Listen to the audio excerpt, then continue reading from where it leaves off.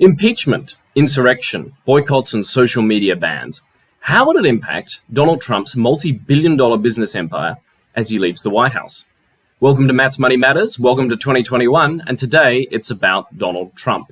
He's had an action-packed 4 years in the White House while his business empire was run by his children.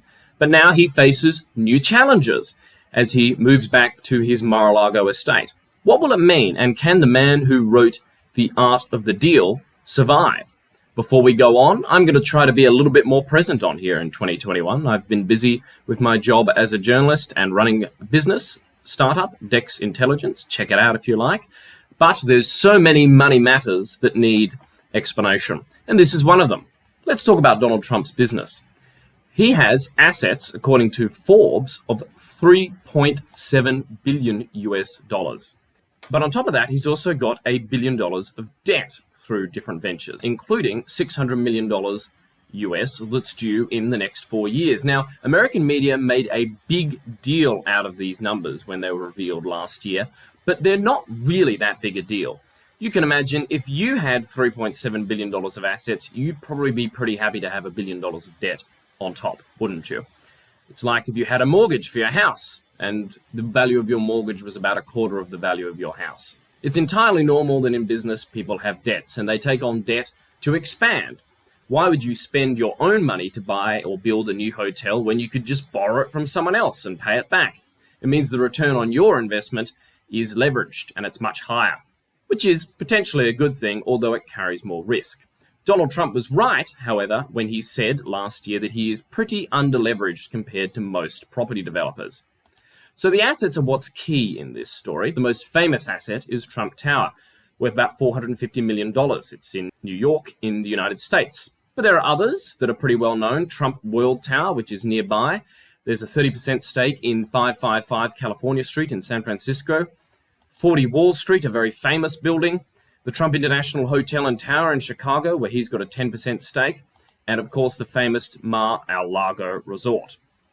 Perhaps his biggest asset, however, is his brand, because my word is he well known as a businessman.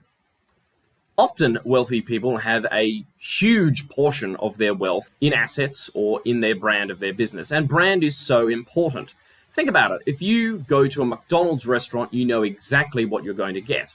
But if I were to create a new restaurant, a Mackenzie's restaurant, you'd have no idea what the food's like, if the service is any good or anything like that. And it'd take me decades to build up the same brand presence that McDonald's has. Trump's brand is massive, and it probably helped him become president. He was a household name with the television show The Apprentice. He's been in the media for decades. He has hotels blazoned with his name, Trump, everywhere. When he's previously argued that he's worth billions more than some commentators think, it's because of that brand value, because of the earning power that it brings. He's used his name for licensing deals internationally, which has drawn revenue into the company. Using that name, Trump, for projects brought a lot of marketing benefit. It brought a lot of attention. It brought some credibility. Now, I said before that that brand helped him become president, and it did, but his presidency also damaged the brand. He has 70 million loyal voters, but there are millions also who hate him.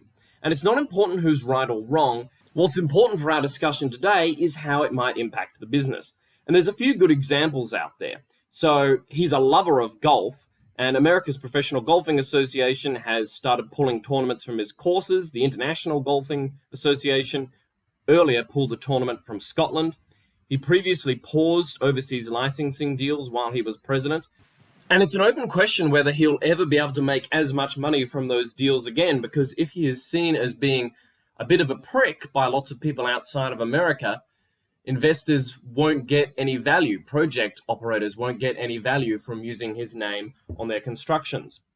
The big one is Deutsche Bank. He's got $340 million of loans with Deutsche Bank, and they say they don't want a relationship with him anymore.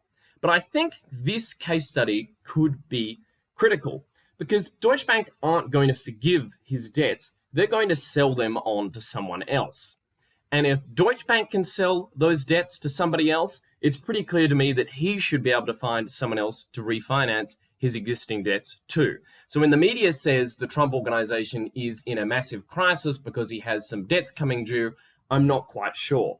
That's not to say that everything's perfect, however. The world is in the middle of a pandemic. Economies have hit recessions.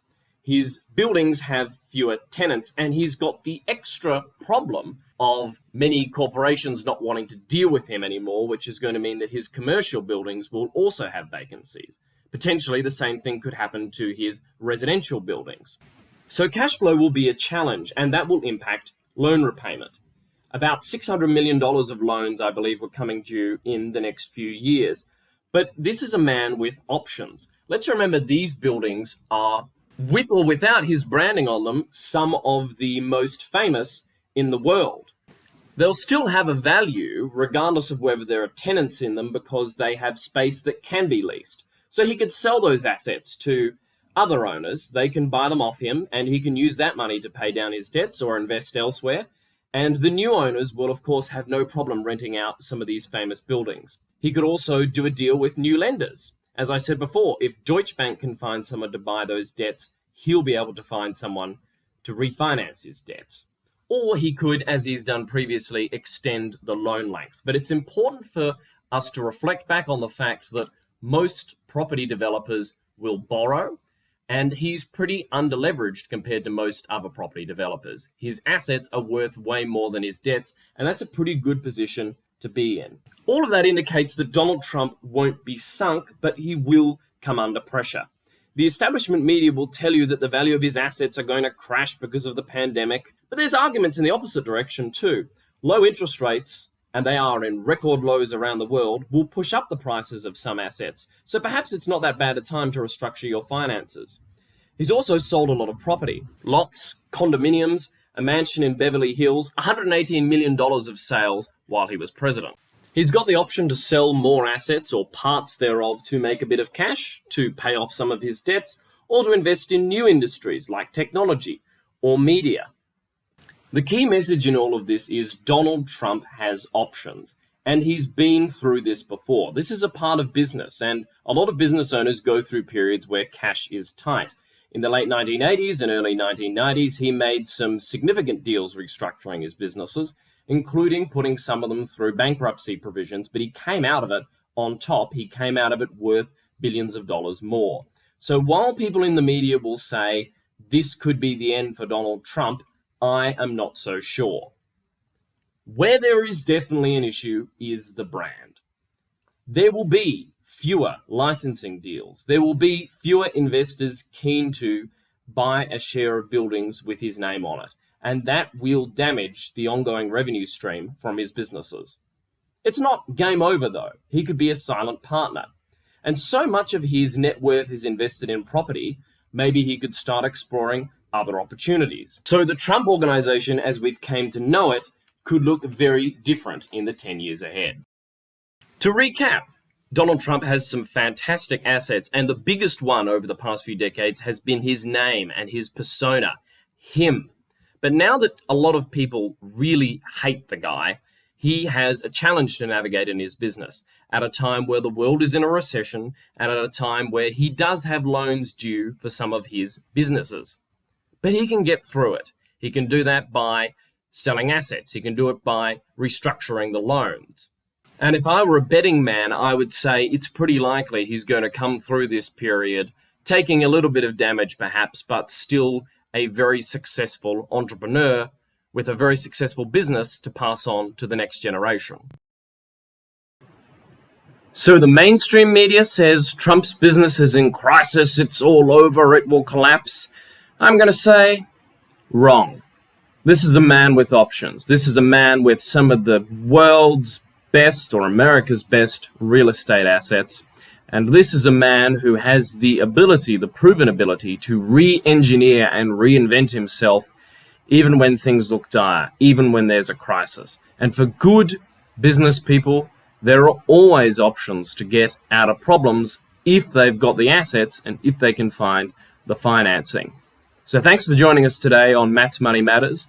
Tune in soon for some more analysis of the big issues.